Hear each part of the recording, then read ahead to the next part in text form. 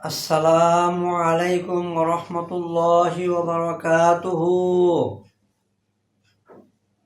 প্রিয়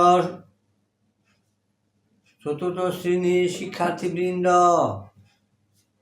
তোমরা আমি মোহাম্মদ আব্দুল সাত্তার আখন্দ সাহেবের সালাম গ্রহণ করবে এবং পাঠদান গ্রহণ করবে। আজকে আমি তোমাদেরকে ইসলাম নৈতিক শিক্ষা বই থেকে আল্লাহু কাদিরুন, আল্লাহ সর্বশক্তিমান, এই বিষয়ে আলোচনা করব। কারণ ঈমান ও আকাইদ, ঈমান আর আকাইদ, বিশ্বাস এবং বিশ্বাস মালা, এই আল্লাহ তাআলা সর্বশক্তিমান, এই বিশ্বাসটুকু আমাদের রাখতে হবে, করতে হবে।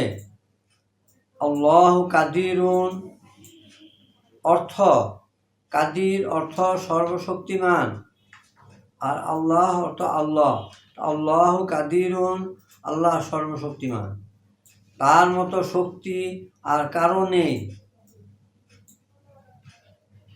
সর্বশক্তিমান আল্লাহ মানুষ সৃষ্টি করেছেন। তিনি মানুষের জন্য যে বিশাল পৃথিবী সৃষ্টি করেছেন, পাহাড় পর্বত সাগর মহাসাগর সৃষ্টি করেছেন। পাহাড় পর্বত সাগর মহাসাগর এগুলো নিজে নিজে সৃষ্টি হয়নি, এগুলো একমাত্র আল্লাহ তাআলা মানুষের জন্য সৃষ্টি করেছেন। গাছপালা পশু পাখি জীবজন্তু এসব তিনি সৃষ্টি করেছেন। আমাদের মাথার উপর যে বিস্তীর্ণ আকাশ, তা সৃষ্টি করেছেন কেবল সৃষ্টি করেছেন কে?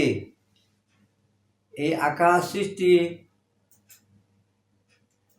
এই আকাশ, চন্দ্র সূর্য গ্রহ নক্ষত্র নীহারিকা পুঞ্জ ছায়াপথ এসব সৃষ্টি করেছেন সর্বশক্তিমান আল্লাহ। কে সৃষ্টি করেছেন? আল্লাহ, তিনি সর্বশক্তিমান। আসমান সৃষ্টি করেছেন আমাদের মাথার উপরে, তার কোনো খুঁটি নেই, খুঁটিবিহীন আকাশ সৃষ্টি করেছেন।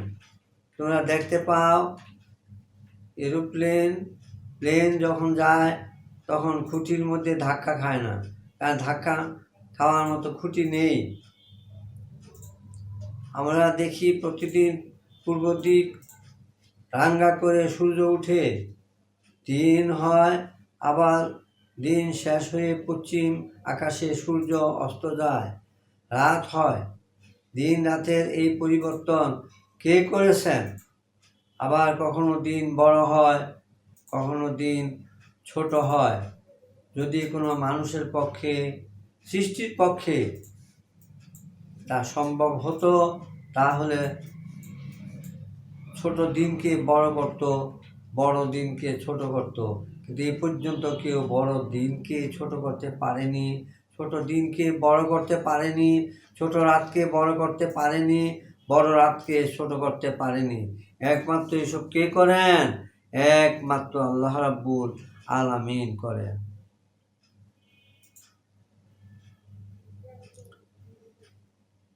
সর্বশক্তিমান আল্লাহই এই পরিবর্তন করেন। তিনি অসীম শক্তির অধিকারী, যার শক্তির সীমা নেই। তার হুকুমে পৃথিবীর সব কিছু চলে, মহাকাশের সব কিছু তার হুকুমে চলে। দেখো, সূর্য নিজের কক্ষপথে চলে, চাঁদ কক্ষপথে চলে, তারকা গ্রহ নক্ষত্রগুলো নিজ নিজ কক্ষপথে চলে, একটির সাথে আরেকটির সংঘর্ষ হয় না। তার ব্যবস্থাপনা সুন্দর, তার ব্যবস্থাপনায় চন্দ্র সূর্য গ্রহ নক্ষত্র ও নীহারিকা পুঞ্জ আপন কক্ষপথে পরিচালিত হয়। কোথাও কোনো অনিয়ম, বিশৃঙ্খলা বা সংঘর্ষ দেখা যায় না।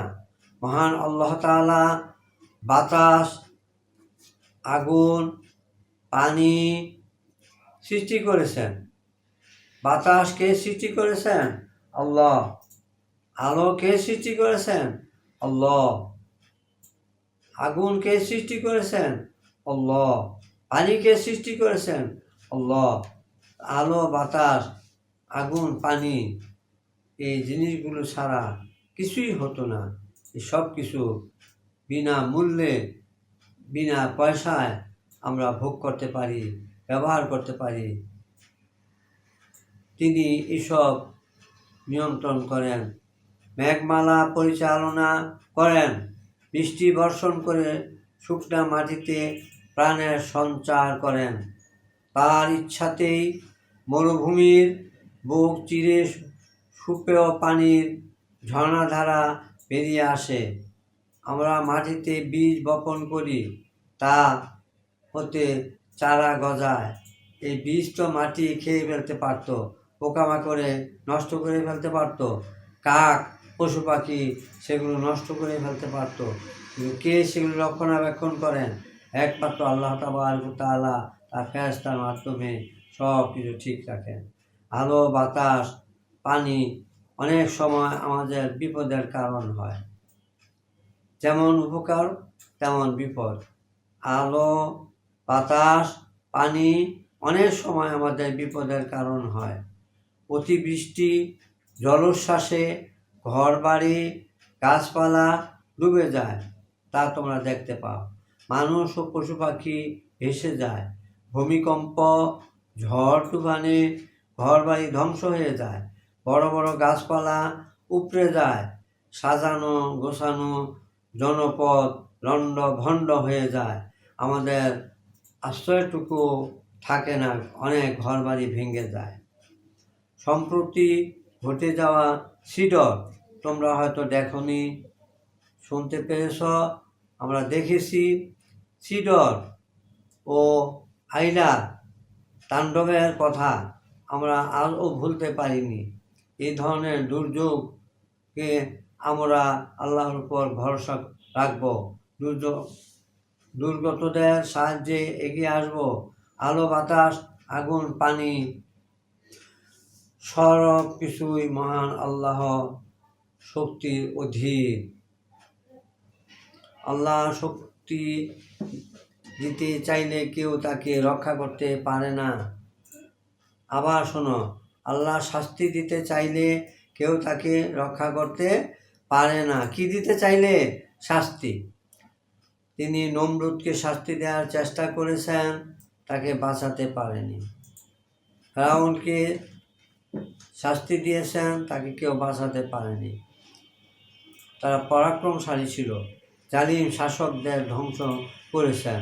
হযরত নূহ আলাইহিস সালাম এর অবাধ্য সম্প্রদায়কে প্লাবনে ডুবিয়ে মেরেছেন। ছোট ছোট পাখি দ্বারা আব্রাহা বাদশাহ বিশাল বাহিনীকে ধ্বংস করে দিয়েছেন, তোমরা তা জানো। আল্লাহ তাআলা রক্ষা করলে কেউ তাকে মারতে পারে না। ভালো করে বিশ্বাস করবে, আল্লাহ তাআলা রক্ষা করলে কেউ তাকে মারতে পারে না। আর আল্লাহ তাআলা কাউকে মারতে চাইলে কেউ তাকে বাঁচাতে পারে না। অত্যাচারী নমরুদ হযরত ইব্রাহিম আলাইহিসসালামকে পুড়িয়ে মারার জন্য অগ্নিকুণ্ডে নিক্ষেপ করেছিলেন। এজন্য অপরাধ কি? তিনি বলেছিলেন, ইব্রাহিম বলেন আল্লাহ আল্লাহ, নমরুদ বলে আগুন জ্বালাও। ইব্রাহিম বলেন আল্লাহ আল্লাহ, নমরুদ বলে আগুন জ্বালাও। আল্লাহ বলেন ও জিবরাইল, খুলে দাও জান্নাতের তালা। সুতরাং আল্লাহ যাকে বাঁচান তাকে কেউ মারতে পারে না। নমরুদ ভেবেছিল আগুন জ্বালিয়ে দিবে, আগুন তো আল্লাহর হুকুম মানেন। আল্লাহ পাক সে আগুনের মধ্যে ফুলের বাগান করে দিলেন, কিন্তু আগুন তাকে স্পর্শ করতে পারেনি, কারণ আগুন সর্বশক্তিমান আল্লাহর অধীন। মহান আল্লাহ ফেরাউনের হাত থেকে হযরত মূসা আলাইহিসসালামকে রক্ষা করেছিলেন। ঈসা আলাইহিসসালামকে ঘাতকদের হাত থেকে রক্ষা করেছিলেন। এগুলো বিশাল কাহিনী তোমাদের ক্লাসে সুন্দর করে কখন বলবো। আমাদের প্রিয় নবী হযরত মুহাম্মদ সাল্লাল্লাহু আলাইহি ওয়াসাল্লামকেও কাফিরদের হাত থেকে রক্ষা করেছেন। মহান আল্লাহ আমরা মহান আল্লাহকে সর্বশক্তিমান হিসাবে বিশ্বাস করব। আমরা আল্লাহকে কি বিশ্বাস করব? মহান শক্তিমান হিসেবে বিশ্বাস করব। তার কাছে সাহায্য চাইব, কেবলমাত্র তারই উপর ভরসা রাখব।